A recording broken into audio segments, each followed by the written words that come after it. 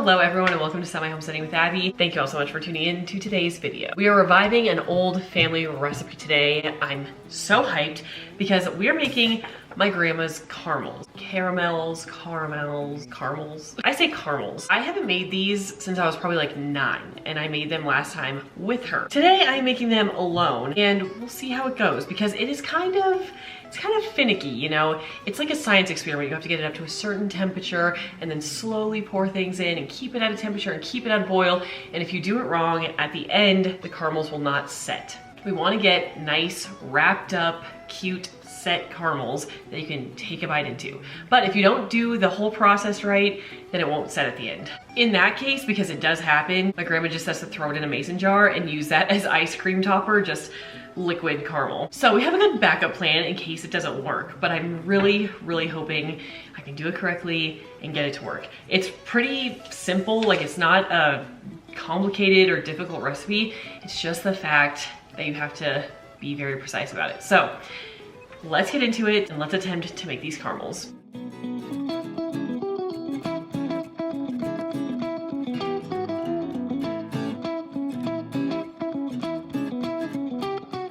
Okay, like I said, the ingredients pretty simple, not a ton going on. We need sugar, dark caro, heavy whipping cream, butter, and vanilla extract. So let's get those out. Okay, we have all the ingredients squared away, not too complicated. Now, there's two things that are a little bit different. It calls for waxed paper to wrap them in. I don't have wax paper, but I do have parchment paper. And I read that parchment paper can be a substitute for wax paper, but not the other way around. So I'm hoping parchment paper works. Okay, editing Abby here, don't do this. This turned out to be a mistake. So I'm just gonna say get wax paper before you start this whole thing. Parchment paper does not work. Secondly, it calls for an 8x8 pan, which I do not have, but I have this one, which is like weirdly just under 7 by just under 7. So I'm gonna use that. And I think the only difference that will have is I just need to let them cool and sit a little bit longer, but we'll see. Okay, let's get started. We're gonna mix 1 cup of the cream. We're gonna mix the sugar and the caro and put it on to cook on medium to medium low heat until it reaches 242 degrees. This is the pot that I will be using today. Let's just mix it right here on the counter. We are eventually gonna use 2 cups of the cream, but just for the initial mix, it's just 1 cup. We use 1.5 cups of dark caro, which I didn't know what caro was, but it's literally just straight high fructose corn syrup. So this doesn't really go with my homesteading vibe. Well, in one way it does, because I'm making it from scratch. In another way, however, this is probably one of the more unhealthy things you could put in your body. But right now, I just really don't care. I want some homemade caramels. I swear to you, when they're made right, and it's yet to be seen if mine will be made right, but when they are, it's perfect. And then we do 2 cups of sugar. Okay, we're gonna mix that up a little bit and let's put it on medium to medium low heat. So we have this going on medium to low heat and I'm just kind of stirring it to combine. So that's gonna be pretty simple, but we're gonna do this until it reaches 242 degrees. So you're gonna want a candy thermometer. You can put the caro and the sugar away, but you're gonna wanna keep your heavy whipping cream on hand because we're gonna add another cup into the mixture. And again, we have to do this very precisely. So let me explain while this is getting up to its temperature. So it's gonna go up to 242 degrees. We're then gonna super slowly pour in 1/2 cup of whipping cream. We need to pour it so slowly that it's still in a continuous boil, but the temperature is gonna slightly lower. We're gonna wait until it gets back up to 242 degrees, and then we're gonna do that process again. At that point, we remove it from the stove. So it's still cold right now, so I'm just kind of mixing it and keeping it moving so it doesn't get burnt or anything, and then it'll all start to combine. Let's see what our temperature is at. Well, it seems to be climbing pretty quickly. We're at 133 right now. I'm starting to see a few bubbles in here. I think we have a little bit. I'm gonna prep my half a cup of cream. And we're starting to get some good bubbles coming up. So we're getting relatively close. Okay, it's now boiling. You know, my job when I was a kid and we made these was just to hold the thermometer, pretty much. Right now it says we're at 210. This is what it looks like boiling. Okay, in the meantime, once we do this whole process, we add the butter and the vanilla. So 4 tablespoons of butter, 2 tablespoons of vanilla. So I'm just gonna prep that now because we're gonna remove it from the heat and add those things. I still don't think it's at 242. I guess while we wait, I'm just gonna clean up the kitchen because I'm trying to learn to clean as I go. Oh my gosh, okay, I think we're there. 242, okay, we're a little bit above. So now we're gonna very, very slowly add the cream. It cannot stop boiling though. We're gonna add about a half a cup. I'm literally just drizzling it in.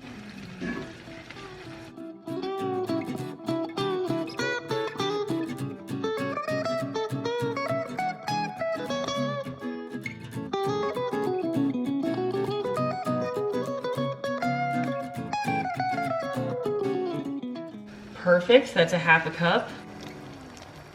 There it is. Now we're gonna wait for it to get back up to 242 again. Okay, we're at 242 for the second time. Time to add our second bit of cream. I had to switch my view so that I could mix and pour at the same time. Okay, all the cream is in. It's definitely still boiling. Now we have to get it up to 242 for the third time. This recipe takes a little bit of time, so definitely don't do it if you're in a time crunch. But oh my gosh, is it looking good. Oh, that is gonna be amazing. It didn't drop that much. It's at 233. So we have to get it up, oh, now it's 234. So like 8 more degrees. And then we just take it off the heat, add our butter and vanilla, and then we're gonna pour it into our greased up dish. We're there, it's at 242. I have my vanilla and butter all prepped and ready to go, and we're just gonna dump this right in.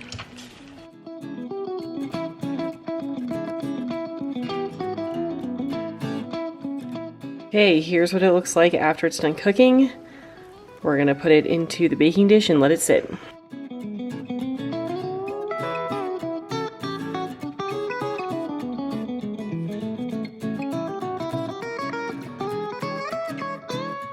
It's pretty full, it's pretty thick in here, but all we have to do is let it set.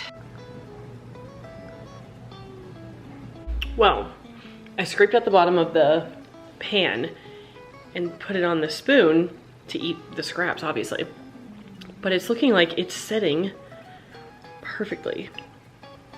It's not liquid pretty much at all. So I'm very encouraged. This is where things went awry just a little bit. I didn't let it sit long enough because I was in a time crunch, you know, to go to bed, honestly.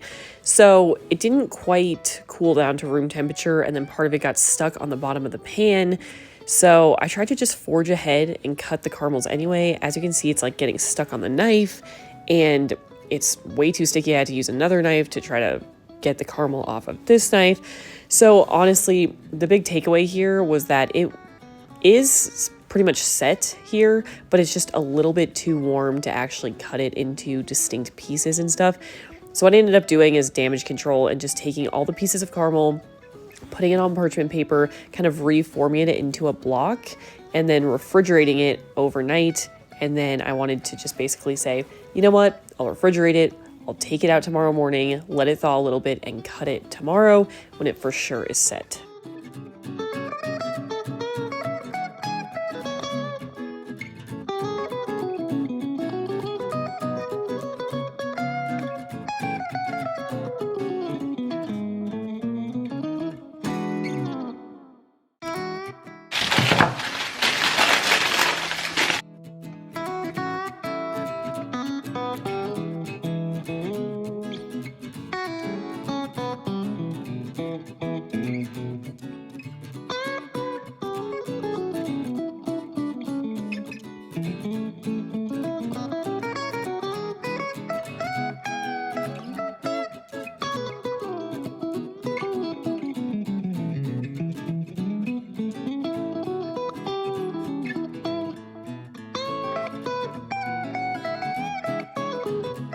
Okay, so let's review where we ended up. First of all, these are just delicious, okay? I've had so many already since I made them.